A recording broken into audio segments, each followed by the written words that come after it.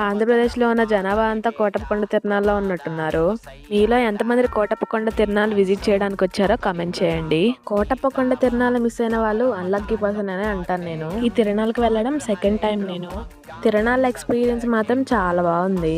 ఈ తిరునాళ్ళకి అమ్మాయిలు వెళ్ళడం అంత సేఫ్ కాదు అని లైఫ్‌లో ఒక్కసారైనా ఈ జాతరని విజిట్ చేయాలి. ఎక్కడి నుంచి వస్తున్నారో తెలియదు ఈ జనం. ఫుల్‌గా ఉన్నారు జనం మాత్రం. కనీసం రోడ్డు కూడా ఖాళీ లేకుండా నడుస్తున్నారు జనాలు. ఈసారి గవర్నమెంట్ ఎక్కువ బసెస్ వేయడం వల్ల కొంచెం జర్నీ అనేది ఈజీ అయింది. అసలు ఎంత అందంగా రెడీ చేశారో ఆ ప్రభల్ని లైటింగ్స్ తో అని చాలా బాగుంది. ఇంత హైట్ లో ఎలా లేపారా బాబు అని అనిపిస్తుంది. అసలు ఆ ప్రభలకున్న బ్యాక్గ్రౌండ్ స్టోరీ ఏంటో నాకు తెలియదు. మీకు ఎవరికన్నా తెలిస్తే కమెంట్ చేయండి. జాతరలో చాలా మంది దొంగలు ఉన్నారు. చాలా మంది ఫోన్స్ మనీ అయితే పోయాయి. నా దగ్గర అయితే ఒక లేడీ ఫోన్ కొట్టడానికి ట్రై చేసింది.